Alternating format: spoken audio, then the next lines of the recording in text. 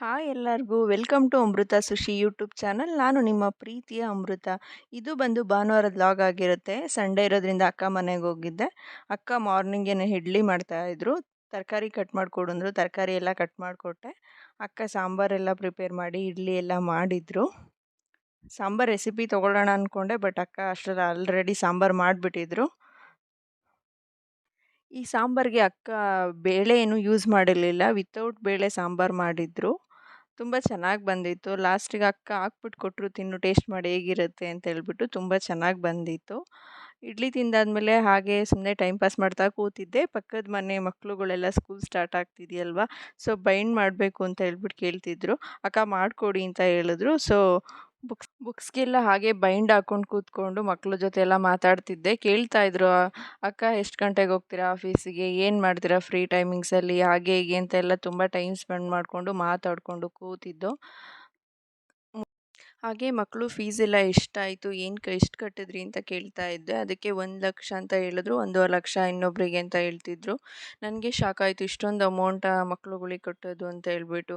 ನಾವೆಲ್ಲ 1,00,000ದಲ್ಲೇ SLC complete ಮಾಡ್ತಿದ್ದೋ, but ಇವಾಗ education ಎಲ್ಲ ತುಂಬ ಅಮೌಂಟ್ ಜಾಸ್ತಿ ಆಗುತ್ತೆ. ನಾವು ಗೌರ್ನಮೆಂಟ್ ಸ್ಕೂಲಲ್ಲೆಲ್ಲ ಕಡಿಮೆಗೆ ಓದ್ತಾ ಇದ್ದೋ, ಬಟ್ ಇಂಗ್ಲೀಷ್ ಮೀಡಿಯಮ್ ಅಂತ ಹೋಗ್ತಾರಲ್ಲ, ಸೊ ಹಾಗೆ ಅಮೌಂಟ್ ಜಾಸ್ತಿ ಆಗುತ್ತೆ.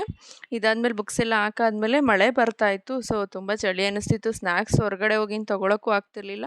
ಸೊ ನಮ್ಮ ಅಕ್ಕ, ಬಾವ, ಪಾಪು ಎಲ್ಲ ಆಲೂಗೆಡ್ಡೆ ಬಜ್ಜಿ ಮಾಡು, ಏನಾದರೂ ಮಾಡು ಅಂತ ಕೇಳ್ತಿದ್ರು. ಸೊ ನಾನು ಹಂಗಾಗಿ ಆಲೂಗೆಡ್ಡೆ ಐತೆ ಅಂತ ಹೇಳ್ಬಿಟ್ಟು ಆಲೂಗೆಡ್ಡೆ ಬಜ್ಜಿ ಮಾಡಿದೆ.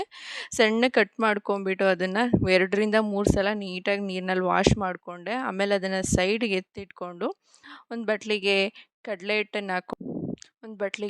ಹಿಟ್ಟನ್ನು ಹಾಕ್ಕೊಂಡೆ.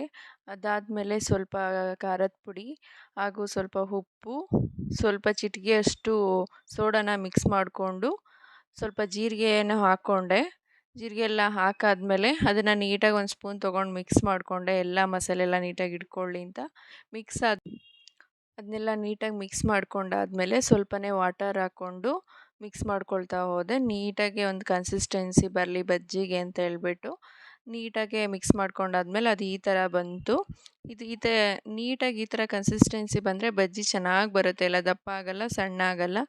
ಹಾಗೆಯೇ ಅದನ್ನು ಕಲಸಿದ್ದಾದ್ಮೇಲೆ ಸೈಡ್ಗೆ ಎತ್ತಿಟ್ಟು ಎಣ್ಣೆ ಬಾಣಲಿ ಇಟ್ಬಿಟ್ಟು ಗ್ಯಾಸ್ ಮೇಲೆ ಎಣ್ಣೆ ಕಾದಿದೆಯಾ ಅಂತ ಚೆಕ್ ಮಾಡೋದಕ್ಕೆ ಒಂದೇ ಒಂದು ಡ್ರಾಪ್ ಹಾಕಿದೆ. ಡ್ರಾಪು ನೀಟಾಗಿ ಮೇಲೆ ಬಂತು.